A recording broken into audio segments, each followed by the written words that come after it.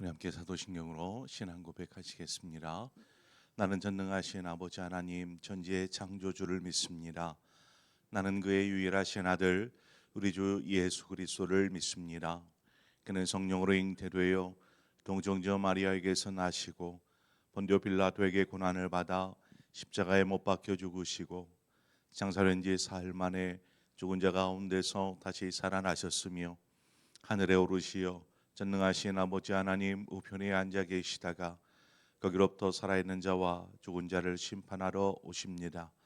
나는 성령을 믿으며 거룩한 공교회와 성도의 교제와 죄를 용서받는 것과 몸의 부활과 영생을 믿습니다. 아멘. 우리 함께 찬송가 320장 나의 죄를 정케 하사 주의 일꾼 삼으신 우리 찬송가 320장 함께 찬송하도록 하겠습니다. 찬송가 320장입니다.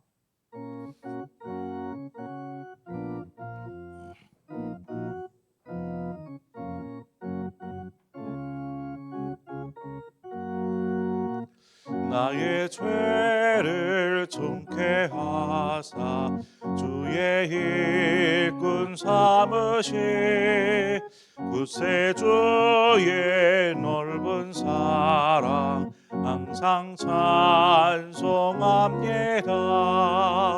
나를 일꾼 삼으신 주 크신 능력 주시고 언제든지 주 뜻대로 사용하여 주소서.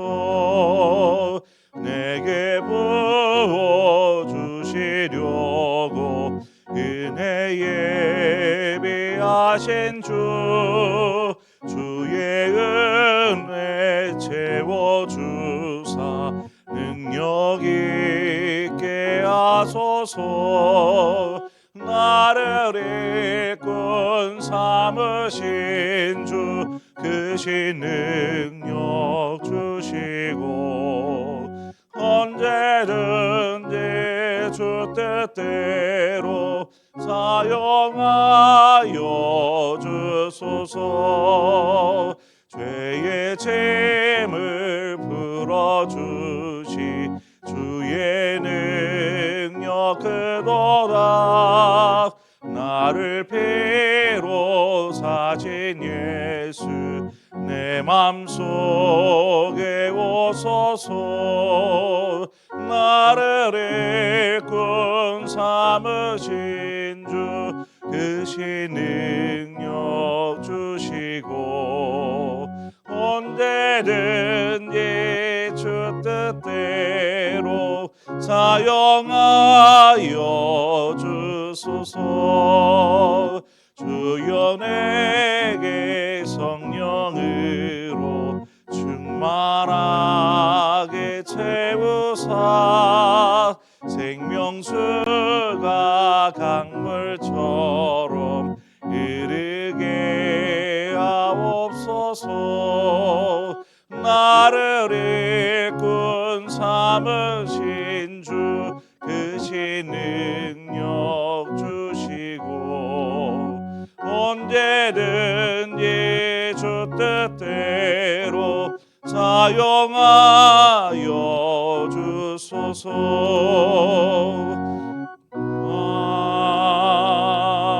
아멘.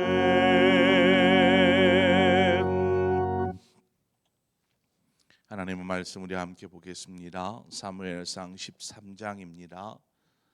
사무엘상 13장 11절에서 19절의 말씀을 우리 함께 한 절씩 교독해서 보겠습니다. 열왕기상 13장 11절에서 19절의 말씀입니다.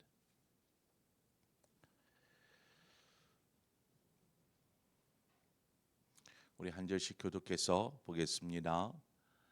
베델에 한 늙은 선지자가 살더니 그의 아들들이 와서 이 날에 하나님의 사람이 베델에서 행한 모든 일을 그에게 말하고 또 그가 왕에게 드린 말씀도 그들이 그들의 아버지에게 말한지라.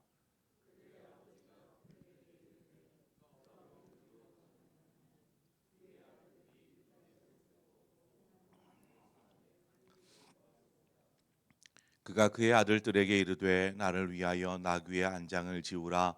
그들이 나귀의 안장을 지우니 그가 타고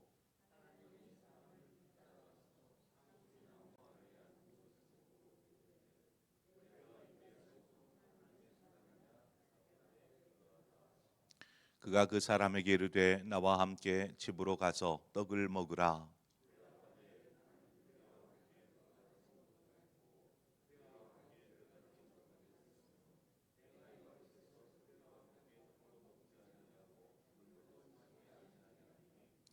이는 여호와의 말씀이 내게 이르시기를 내가 거기서 떡도 먹지 말고 물도 마시지 말며 또 내가 오던 길로 되돌아가지도 말라 하셨음이로다.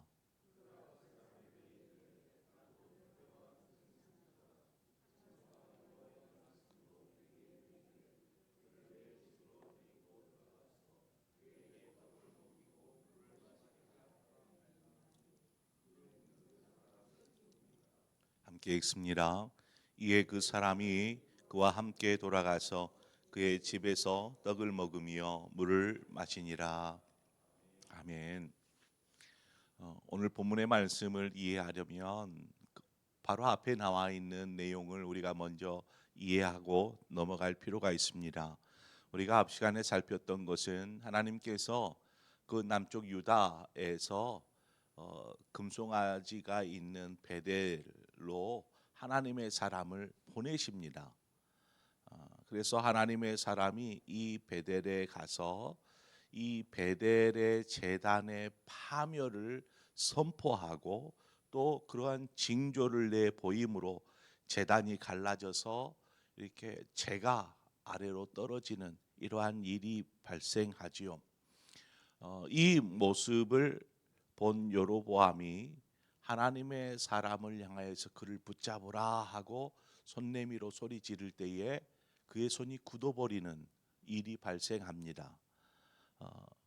여로보암이 은혜를 구하며 내 손이 성하게 되기를 원하여 이 하나님의 사람에게 하나님께 기도해 달라고 해서 이제 은혜를 입어서 그의 손이 원 상태로 돌아오게 되지요.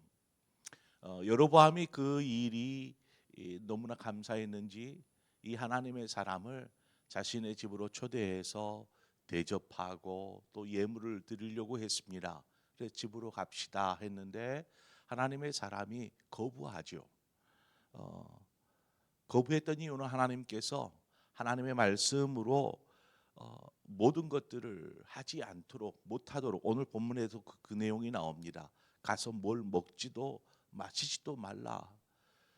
되돌아오되 왔던 길로도 오지 말고 다른 길로 해서 돌아오라 이렇게 말씀하셨던 그 하나님의 말씀 때문에 하나님의 사람이 아무것도 하지 않고 여로보암을 떠나서 남유다로 이제 오게 됩니다. 자, 오늘 본문은 이 본문의 이 사건은 지금 앞서 있었던 이 이야기들을 베델에 있는 한 늙은 선지자가 아들들에 의해서 전해 듣게 됩니다.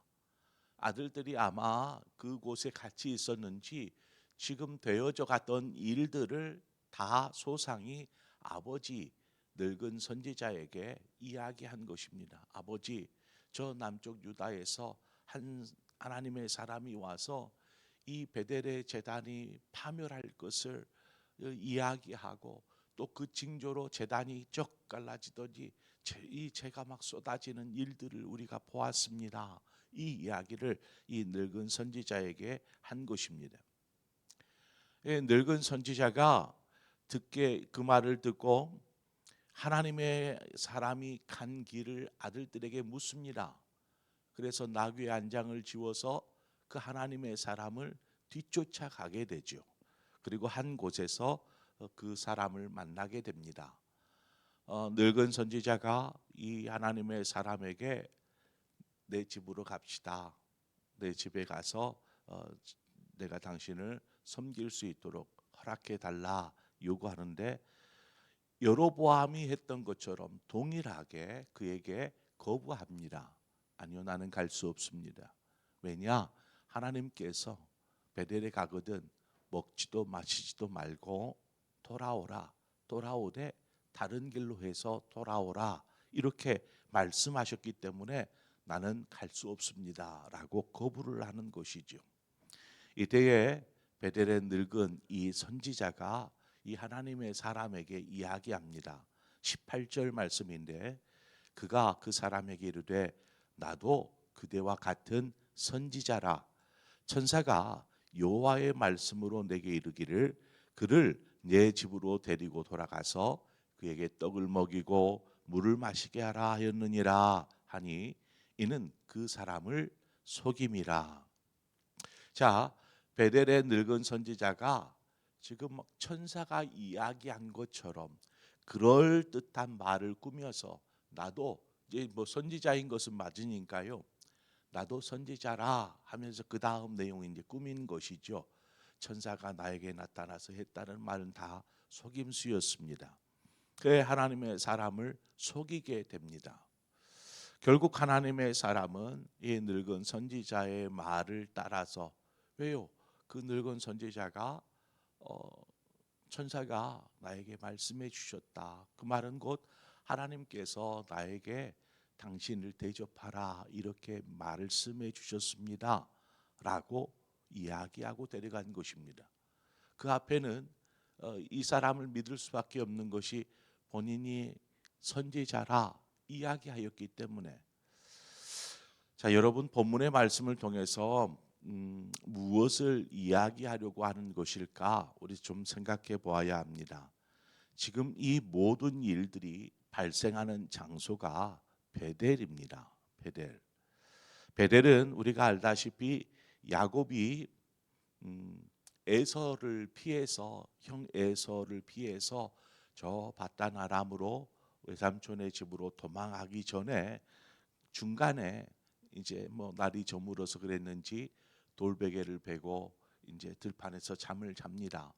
들판에서 잠을 잘 때에 그곳에서 야곱이 꿈을 꾸게 됩니다. 하늘에 맞닿아 있는 사닥다리를 보고 또 그 사닥다리를 천사가 오르락 내리락 하는 모습을 꿈속에서 보아요. 뿐만 아니라 그때에 하나님의 음성이 그 꿈속에서 야곱에게 하는 소리를 듣게 됩니다. 그 하나님의 음성은 하나님께서 아브라함과 이삭에게 약속하셨던 그 언약의 말씀을 지금 도망하고 있는 야곱에게 내와 너와 함께 할 것이다 하는 이 약속의 말씀을 그 야곱에게 해줍니다. 야곱이 그 말을 듣다가 퍼뜩 깹니다. 잠에서 그것이 꿈이었던 것을 알지만 너무나 생생했던 하나님의 기억 그것 때문에 자기가 잠들 때 사용했었던 돌베개를 가져다가 이렇게 세우고 그곳을 베델이라고 이름 짓습니다. 이 베델이라는 뜻은 하나님의 집이라는 뜻이죠. 하나님의 집. 이제 그리고 야곱을 이제는 너는 야복강에서 있는 일이지만 너는 이스라엘이라. 그러니까 이스라엘 12지파의 시작은 바로 이스라엘 야곱에게서 시작되어집니다. 그의 조상은 아브라함이겠지만 그러니까 이 야곱에게서 이제 후손들이 나오는 것이죠. 그러다 보니까 야곱의 후손들인 이스라엘 백성들에게는 이 베델이라는 곳이 굉장히 중요한 곳이 됩니다. 중요하다 못해 어떻게 보면 우리의 조상 야곱이 이곳에서 하나님을 만났던 곳 해가지고 그 베델이라는 곳을 신성시 여기는 곳입니다. 여로보암이 두 곳에다가 금송아지를 놓았습니다. 저 북쪽에 있는 단에다가 하나를 놓고 아래쪽에는 베델에다가 놓습니다. 왜 베델에다가 금송아지를 세우고 제단을 만든 것일까요? 바로 이 이유가 있기 때문에 그래요. 이스라엘 사람들이 이 베델을 굉장히 중요하게 신성시 여기는 장소이기 때문에 이곳에다가 제단을 만들면 되겠다 하고 금송아지 우상의 제단을 그곳에다가 만든 것이었습니다. 조상 야곱이 하나님과 언약을 맺고 하나님의 짐이라 칭했던 베델이 지금 현재 어떤 장소가 되어 있는 것입니까? 금송아지 우상이 떡하니 그 자리에 버티고 있고 그 앞에는 제단이 차려져 있는 것입니다. 베델이 하나님을 만났던 하나님의 집이 우상의 집이 되어 있는 곳이죠. 그리고 그 베델을 통해서 북이스라엘에 속한 이스라엘 사람들이 그 베델에 와서 우상을 섬기는 것입니다. 하나님을 찾는 곳이 아니고. 우리가 기억을 살려 이스라엘 백성이 출애굽을 할 때 시내산에 이릅니다. 그 시내산에 이르렀을 때에 모세는 이제 시내산에 하나님을 만나기 위해 올라가고 그 아래에 산 아래에 있었던 이스라엘 백성들, 특히 아론과 이스라엘 백성이 무엇을 합니까? 금송아지를 만듭니다. 금송아지를 만들 때 하나님께서 모세에게 진노하십니다. 이 우둔한 백성들이 지금 무엇을 하는지 속히 내려가라. 그래서 모세가 시내산에서 내려와 보니 그 금송아지를 만들어서 이가 우리를 애굽에서 인도한 우리의 신이라 이야기하면서 거기서 춤을 추면서 난리를 하고 있는 것입니다. 그 모습을 모세가 보아요. 그래서 어떻게 합니까? 하나님이 주신 십계명 돌판을 던져버리죠. 깨트려 버립니다. 이것이 무슨 의미이냐? 그리고 시내산에서 내려온 모세가 출애굽기 32장 20절에 보면 모세가 그들이 만든 송아지를 가져다가 불살라 부수어 가루를 만들어 물에 뿌려 이스라엘 자손에게 마시게 하니라. 심지어 그거를 부셔가지고 마시게 합니다. 이 일로 인해서 한 3천 명 가량의 이스라엘 백성들이 죽음을 당합니다. 이스라엘 백성이 하나님 앞에서 자신들의 범죄를 회개하며 고백할 때에 하나님께서 용서하심으로 이제 일단락되죠. 이처럼 중하게 다루었던 이 금송아지 우상에 대한 문제를 지금 또다시 베델이라는 곳에서 여로보암에 의해 일어났다라는 것입니다. 오늘 본문에 이야기하는 것처럼 베델에 선지자가 없었던 것이 아니었습니다. 한 늙은 선지자가 베델에 살고 있었습니다. 다른 선지자들은 여로보암이 예루살렘을 놔두고 하나님의 성전을 놔두고 단과 베델에다가 금송아지를 놓고 제단을 쌓고 이스라엘 백성들 북쪽에 있는 백성들은 전부 다 이곳에서 예배해라, 절기가 될 때도 이곳에 모여라 이렇게 이야기하니까 이것에 반대하여서 다들 남쪽으로 이주해 버렸습니다. 홀로 누가 남았느냐? 바로 이 늙은 선지자가 혼자 이 베델이라는 곳에 그대로 남아 있었던 것입니다.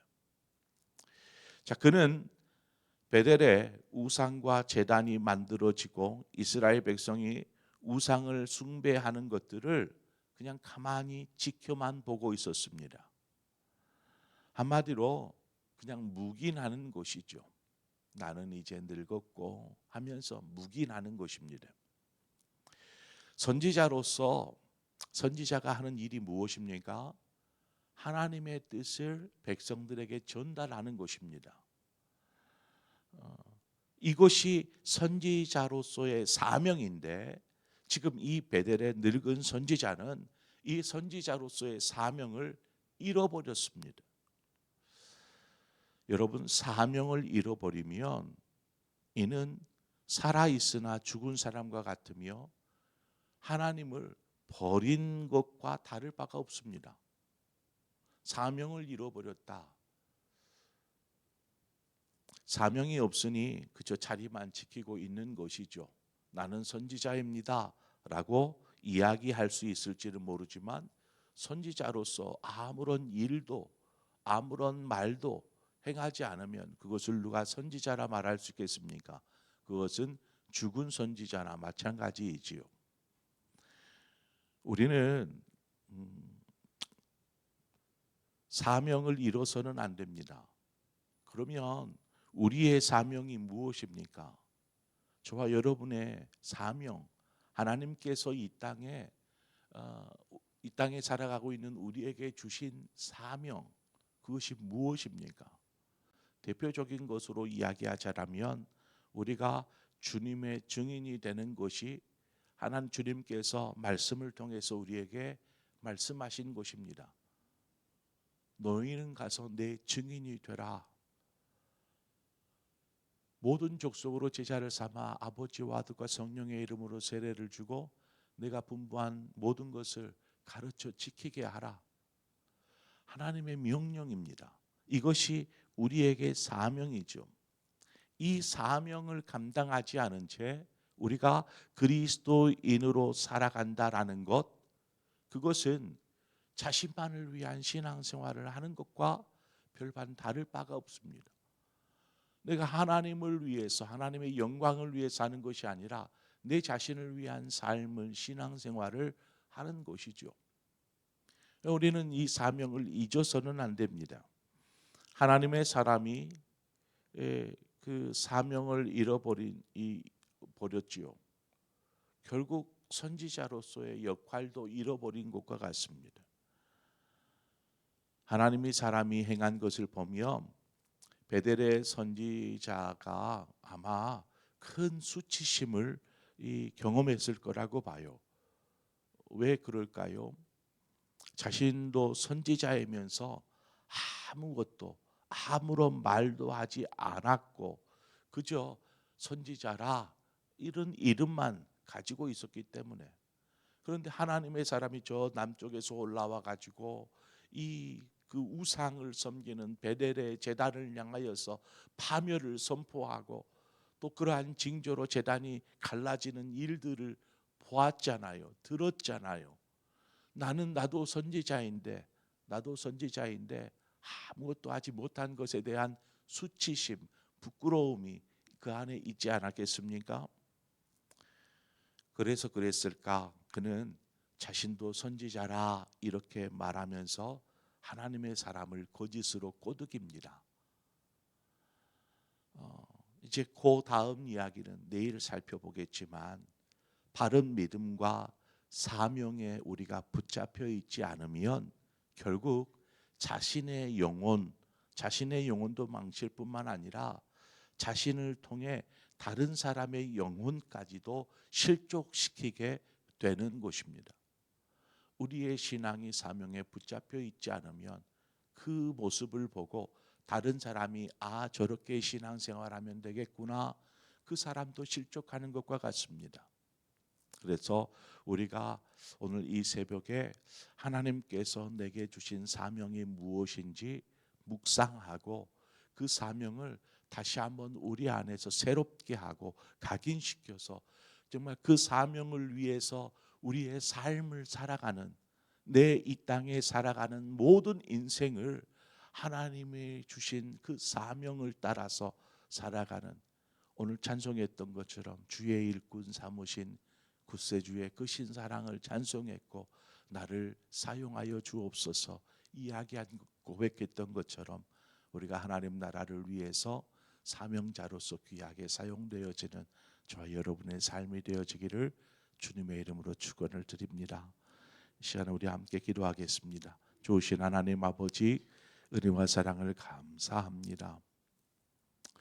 하나님께서 우리를 이 땅에 하나님의 자녀로 삼으시고 부르셔서 또 이 땅에 살아가는 동안 믿음으로 하나님 바라보며 살게 하신 것을 감사합니다.